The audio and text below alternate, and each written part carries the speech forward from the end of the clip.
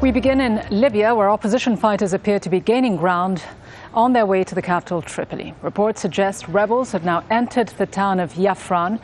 The town, which is southwest of Tripoli, was previously held by forces loyal to Muammar Gaddafi. It is the largest town on the western side of the Nafusa Mountains. For more, let's go live now to Benghazi and speak to Al Jazeera's Cal Perry. A strategically important advance westward for the rebels, Cal, but how able are they to hold on to this town of Yafran? Well, I think they're going to be a lot more able than they were just a few days ago. We heard NATO saying that they're going to continue to hit Gaddafi both in Tripoli and around, and this really a major breakthrough from the rebels. So the message is clear, not only in Europe, but here as well, that the clock really is ticking on Colonel Gaddafi. Now, less than 100 kilometers from the capital of Tripoli, rebels rolled into the town of Yafran early on Monday morning to find that Gaddafi's men had abandoned their posts.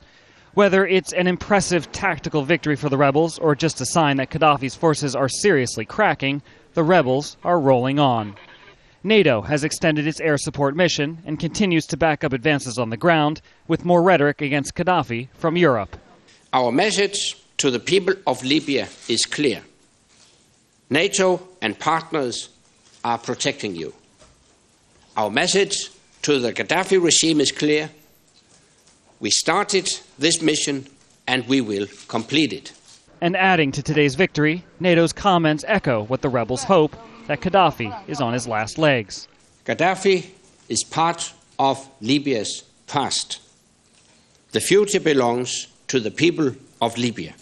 Unclear still if NATO used its attack choppers to accomplish the most recent military gain, but Gaddafi faces more pressure from both the air and from within Libya itself. It was late last week when the Warfala tribe met in Turkey. From the relative safety, they declared their allegiance to the now advancing rebel force. The tribe controls much of the country's heartland. Cal, NATO obviously intensifying its operations by deploying Apache helicopters, which some countries like Russia argue that it goes way beyond its original mandate to protect civilians. To what extent are people in Benghazi concerned that this could bring about more civilian casualties, or do they feel that this is needed and it's a price worth paying if they are going to make that final advance onto Tripoli itself?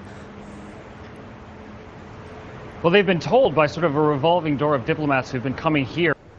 The choppers are actually going to minimize civilian casualties. There was a lot of talk early in the conflict, high-flying jets that were bombing, pinpointing airstrikes. The strikes were not as pinpointed as they would like to be. So they brought in new munitions for those airplanes. Bunker-busting bombs, which are guided by a laser, because that was the concern about civilian casualties. So the choppers are really twofold. One, to try to minimize those civilian casualties, but also to try to allow the rebels to get into the places that are most difficult to fight, in downtown areas, in urban areas like Misrata, like in the town that we've just seen fallen, like you said, about 100 kilometers to the south west of Tripoli. So really, I think what we're seeing from these choppers is the front line is finally moving. It has been static. We've had a static line to my south. We've had a static line sort of to the west of where I am. But now it appears as though those front lines are moving, and we're seeing sort of the noose tighten around Tripoli within a much closer proximity. Thank you very much. Cal Perry in Benghazi.